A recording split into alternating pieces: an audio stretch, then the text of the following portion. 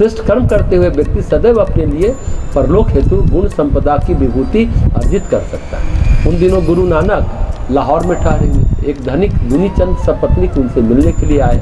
गुरु नानक ने उसे एक सुई देते हुए कहा, इसे आप अपने पास रखिए और दूसरी दुनिया में मुझे वापस कर दें। दुनीचंद गुरुदेव की बातें सुनकर हैरान रह गया। उसे अपने कानों पर विश्वास न हो रहा था। वह आश्चर्यचकित होकर पूछने लगा, मरने के बाद सुई को हम अपने साथ कैसे ले जा सकते हैं?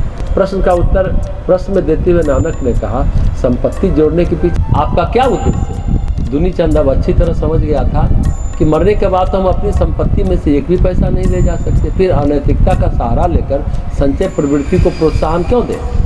उन्होंने गुरु नानक से पूछा, आप ही बताएं हम अपने साथ क्या ले जा सकते हैं?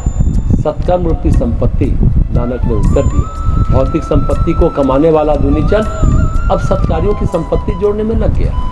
मरण के उपरांत स्वर्ग नरक में अपने ढंग के सुख दुख है और पुनर्जन्म में अपने ढंग। परलोक में सूक्ष्म स्थिति है, इहलोक में स्थूल स्थिति है। पाप पुण्य के प्रतिफल दोनों ही प्रकार के भुगतने पड़ते हैं। यह प्रतिक्रिया लंबी चलती है। कुमारगामियों को 84 लाख योनियों में भ्रमण करना पड़ता है और तदनुरूप अभाव एवं त्रास सहने पड़ते हैं। इसके विपरीत पुण्यात्मा परलोक में स्वर्ग और मुक्ति के अधिकारी बनते हैं। पुनर्जन्म होने पर दिव्य तेज संपन्न महामानव ऋषि देवात्मा अवतार के रूप में प्रकट होते हैं और सभी को कल्याणप्रद मार्ग प्रदर्शित करते हैं। जैसा कि प्रज्ञा पुराण में वर्णित है, देव संस्कृति की जीवन और मरण संबंधी मान्यताएं शास्त्र सम्मत भी हैं और विज्ञान सम्मत। मरणोत्तर जीवन एवं पुनर्जन्म संबंधी अनेक ऐसे प्रसंग हैं जो दैनंदिन जीवन में घटते व इस दर्शन का सत्यापन करते हैं।